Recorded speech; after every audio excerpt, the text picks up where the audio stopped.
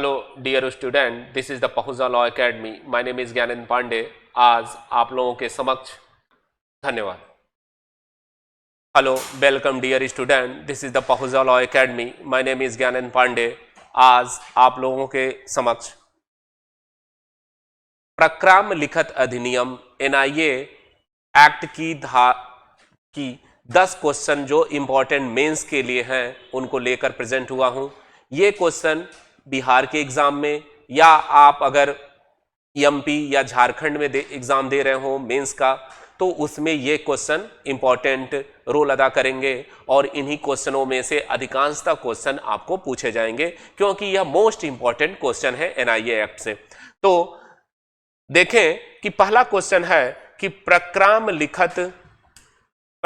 लिखत से आप क्या समझते हैं।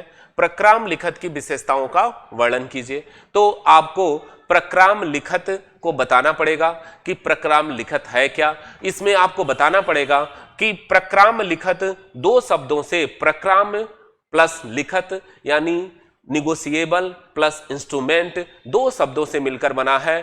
तो निगोशिएबल का मतलब क्या होता है और लिखत का से अभिप्राय क्या है। तो निगोशिएबल का मतलब ट्रांसफरेबल यानी प्रॉपर्टी जो लिखत के रूप में है वह आसानी से एक व्यक्ति से दूसरे व्यक्ति को रुपए की भांति परिधान के द्वारा अंतरित हो, तो उसे हम क्या कहते हैं, प्रक्राम्य कहते हैं। और इसके लिए किसी औपचारिकता की आवश्यकता नहीं है। जैसे आप टीपीए में प्रॉपर्टी ट्रांसफर करते हो और प्रॉपर्टी 100 रुपए या उससे अधिक की है तो आपको रजिस्ट्रेशन कराना पड़ेगा। लेकिन प्रक्राम लिखत अधिनियम में कोई औपचारिकता नहीं है। आप एक व्यक्ति से दूसरे व्यक्ति को रुपए की भांति अंतरित कर सकते हो और यह जो लिखत है वह रुपए के लिए कीमत के बदले ही होता है, रुपए के बदले ही होता है। और यह उसका जिस व्यक्ति को यह मिलता है उस व्यक्ति का और यह अधिकार हो जाता है कि उस लिखत में उल्लेखित रकम को उल्लिखित पक्षकार से प्राप्त करे। तो प्रक्राम लिखत हमने देखा कि प्रक्राम। अब ये बात है कि लिखत का क्या मतलब है, इंस्ट्रूमेंट का क्या मतलब है। तो इंस्ट्रूमेंट को धारा 13 में परिभाषित करते हुए बताया गया कि इंस्ट्रूमेंट के मतलब सिर्फ 3 वचन पत्र, विनिमय पत्र और चेक है। Promissory note, bill of exchange और चेक ही लिखत का मतलब है। प्रक्राम लिखत केवल इन्हीं 3 लिखतों के बारे में बताता है, इन तीनों जो इंस्ट्रूमेंट है इनके बारे में बताता है। तो आप इनके बताओगे। और उसके बाद कहा कि प्रक्राम लिखत की विशेषता क्या है। तो प्रक्राम लिखत की विशेषता क्या है, इसकी है कि इसे एक व्यक्ति से दूसरे व्यक्ि को नगद की भांति, रुपए की भांति आप अंतरण कर सकते हो। और यह भी इंपॉर्टेंट है कि प्रक्राम लिखत में नेमो डेट को नॉट हैबिट का नियम लागू नहीं होता। अगर सम्यक अनुक्रम धारक है तो वह व्यक्ति जो चोरी से या खोए हुई प्रक्राम लिखत को प्राप्त करता है और वह किसी दूसरे व्यक्ति को अंतरित करता है, तो वह अंतरती जिसको चोर अंतरण किया है लिखत को, तो वह भी सम्यक अनुक्रम धारक होगा अगर उसने सद्भाव से मूल्य देकर लिया है। तो प्रक्राम लिखत अधिनियम पर नेमो डेट को नॉट हैबिट जो वाणिज्यिक विधि का एक महत्वपूर्ण मैक्सिम है, जो यह कहता है कि जो अधिकार नहीं रखता वह प्रॉपर्टी को अंतरित नहीं कर सकता, या जो रखता है वही अंतरित करता है। तो इस पर प्रक्राम लिखत अधिनियम पर यह लागू नहीं होता। तो इन्हीं विशेषताओं का उल्लेख करते हुए इस क्वेश्चन को आप लिखोगे। अगला क्वेश्चन कहा कि वचन पत्र एवं विनिमय पत्र की विशेषताओं का उल्लेख कीजिए तथा इनके मध्य अंतर स्पष्ट करिए। तो अधिनियम की धारा 4 में वचन पत्र को और धारा 5 में विनिमय पत्र को परिभाषित किया गया है। तो इन दोनों लिखत में धारा 13 में हमने अभी बताया कि लिखत का मतलब वचन पत्र, विनिमय पत्र और चेक है, और आपको केवल यहां वचन पत्र और विनिमय पत्र को परिभाषित करना है। तो धारा 4 में का लिखोगे परिभाषा और धारा 5 की परिभाषा लिखोगे और इनके आवश्यक तत्वों को भी बताओगे कि वचन पत्र क्या है, विनिमय पत्र क्या है, यह आवश्यक तत्व इसके बताओगे। और उसके बाद यह कहा कि इनकी क्या क्या विशेषताएं हैं आवश्यक इनके तत्व क्या हैं, आवश्यक तत्व क्या हैं, एलिमेंट क्या हैं, और दूसरी कहा कि इनके मध्य अंतर स्पष्ट करोगे। तो आपको परिभाषा, दोनों की परिभाषा लिखनी है, इसके आवश्यक तत्व लिखने हैं, इसकी विशेषताओं के तौर पे लिखनी है, और इसको बताना है कि इन दोनों के बीच अंतर क्या है। तो धारा 4 कहती है कि जो एक व्यक्ति दूसरे व्यक्ति को क्या करता है, वचन देता है कि वह एक निश्चित धनराशि का भुगतान उस व्यक्ति को या उसके आदेशानुसार या लिखत के वाहक को कर देगा। तो जो व्यक्ति वचन दे रहा है वह मेकर है, तो लिखत का रचयिता दूसरे व्यक्ति को यानी मूल जो पाने वाला है उसको वचन देता है कि एक धन की निश्चित राशि उसको या पाने वाले के आदेशानुसार ऑर्डरर को या लिखत के वाहक को वह भुगतान कर देगा। तो वह क्या होगा, वचन पत्र होगा, एक निश्चित राशि के भुगतान का वचन होना चाहिए। विनिमय पत्र में क्या होता है, धारा 5 आप जब देखोगे तो कहा कि विनिमय पत्र में लिखत का जो रचयिता है एक व्यक्ति को यह आदेश देता है कि वह एक निश्चित राशि जो लिखत में वर्णित है वह एक निश्चित राशि बिना शर्त लिखत के वाहक को या इसमें उल्लिखित व्यक्ति को या उसके आदेशानुसार भुगतान कर दे, जिसके लिए मैंने ऋण ले लिया है या मूल्य चुका लिया है या कोई सेवा प्राप्त कर लिया है। तो विनिमय पत्र में 3 पक्षकार होते हैं और वचन पत्र में 2 पक्षकार होते हैं। इनको आप लिखोगे और इनके मध्य अंतर बताओगे। इसमें अंतर आप बताओगे कि लेखक, वचन पत्र का जो लेखक है वह मूल ऋणी होता है, उसकी प्राथमिक दायित्व होती है, जबकि विनिमय पत्र का जो लेखक है, रचयिता है, उसको ड्रावर बोलते हैं। जो ड्रावर है उसका सेकेंडरी लायबिलिटी रहती है, क्योंकि अगर विनिमय पत्र ड्रावी के द्वारा, ऊपरवाल के द्वारा स्वीकार कर लिया जाता है तो उसकी लायबिलिटी प्राथमिक होती है। तो आप वचन पत्र, विनिमय पत्र को स्पष्ट करते हुए धारा 5 को, धारा 4 को रेफरेंस देते हुए इस क्वेश्चन को लिखोगे, उसके आवश्यक तत्व लिखोगे, उसकी विशेषता लिखोगे और अंतर बताओगे। अगला क्वेश्चन कहता है कि चेक के रेखांकन का क्या अभिप्राय है, अप्रक्रम रेखांकन का क्या प्रभाव पड़ेगा। तो आप जानते हैं धारा 6 में चेक को परिभाषित किया गया है और इसी के साथ ही साथ धारा 123 एनआईए एक्ट की और 124 जो है इसमें चेकों के रेखांकन के संबंध में प्रावधान किया गया है। चेकों के रेखांकन का 2 प्रकार से होगा, एक सामान्य रेखांकन और एक विशेष रेखांकन। सामान्य रेखांकन में जो लेखक, जो चेक का रचयिता है, वह चेक के बाईं तरफ अगर 2 समानांतर रेखाएं ऐसे खींच देता है तो यह सामान्य रेखांकन है। और अगर विशेष रेखांकन कहा कि अगर इसमें किसी बैंक का नाम लिख दें तो यह विशेष रेखांकन है। इसका क्या महत्व है इसको आप लिखोगे। और उसके बाद यह कहा कि अप्राक्रम्य रेखांकन का क्या प्रभाव है। अगर इसमें 2 समानांतर रेखाएं खींचा और उसमें नॉट निगोशिएबल लिख दिया तो फिर यह जो चेक है इसका भुगतान कहां से होगा, बैंक के, यानी उस जो लिखत का जो धारक है, लिखत का जो अंतर्ती है, वह क्या करेगा, उसके बैंक के अकाउंट से भुगतान होगा, न कि बैंक के काउंटर से, यानी उसके खिड़की से भुगतान नहीं होगा, जैसे कि बेयरर और आदेशी चेक में होता है।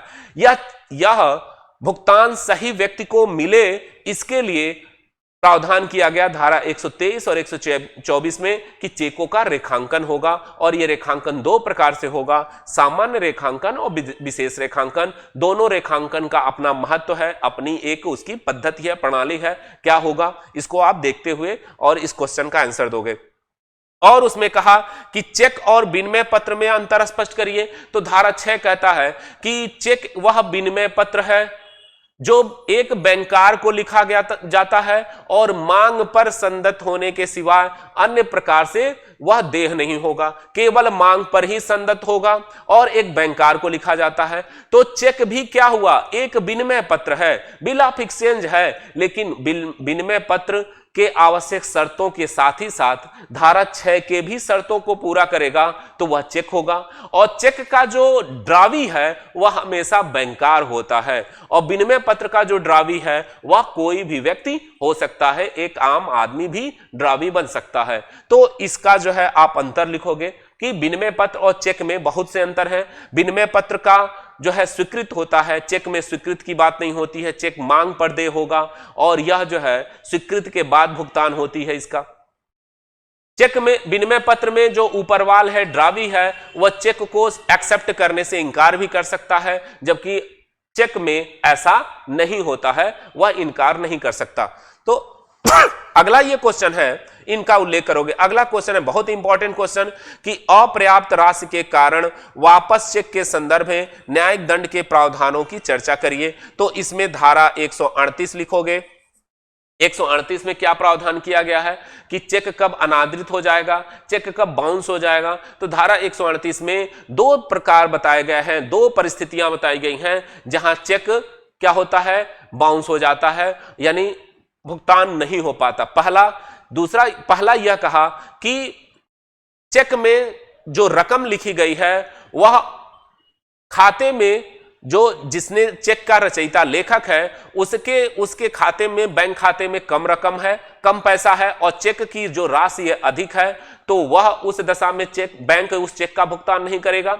दूसरी चीज कि अगर ग्राहक यानी चेक का जो रचयिता है उसमें और बैंक के बीच कोई संविदा है कि आप इतने से ज्यादा रकम का चेक नहीं काटेंगे, चेक नहीं लिखेंगे, तो उस दशा में और उस रकम से ज्यादा चेक आपने बना दिया तो फिर चेक का भुगतान नहीं होगा। और दोनों कंडीशन 138 कहती है कि अगर इन दशाओं में चेक का भुगतान नहीं हुआ तो फिर जिसको भुगतान पाना है, पाने वाले के पास क्या उपचार है, क्या करेगा। तो इसकी प्रक्रिया दी गई है, इन प्रक्रियाओं का उल्लेख करोगे। और धारा 142 कहती है इसकी कि यह जो है परिवाद दाखिल करोगे प्रथम श्रेणी के मजिस्ट्रेट के वहां, और वह एक समनी मामले की तरह इसकी सुनवाई करेगा। इस पर पूरा प्रावधान का उल्लेख करोगे, कितने दिन की सजा होगी, क्या जुर्माना होगा, इसका यह बताया गया। तो यह बहुत इंपॉर्टेंट क्वेश्चन है, मोस्ट इंपॉर्टेंट क्वेश्चन। इसमें एनआईए में यह जो निश्चित ही ये एग्जाम में पूछा जाता है। दूसरा, धारक और यथाविधि धारक का वर्णन कीजिए। धारक और यथाविधि धारक में अंतर स्पष्ट करिए। तो धारक होल्डर और होल्डर इन ड्यू कोर्स, सम्यक अनुक्रम धारक दो, यानी धारा 8 और धारा 9 का आपको उल्लेख करना है। इसको स्पष्ट करना है कि धारक कौन है और सम्यक अनुक्रम धारक कौन है।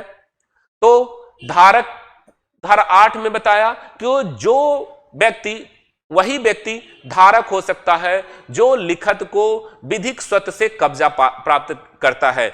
अगर यह किसी चोर से लिखत को प्राप्त करता है तो वह धारक नहीं हो सकता, क्योंकि वह विधिक स्वत से कब्जा नहीं प्राप्त किया, यानी डिजूरे उसका पजेशन होना चाहिए, न कि डिफैक्टो पजेशन होना चाहिए। यह धारा 8 में कहा।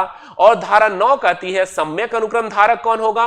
तो सम्यक अनुक्रम धारक कहा कि अगर आप इसी पर नेमो डेट कोड नॉट हैबिट का नियम लागू नहीं होता।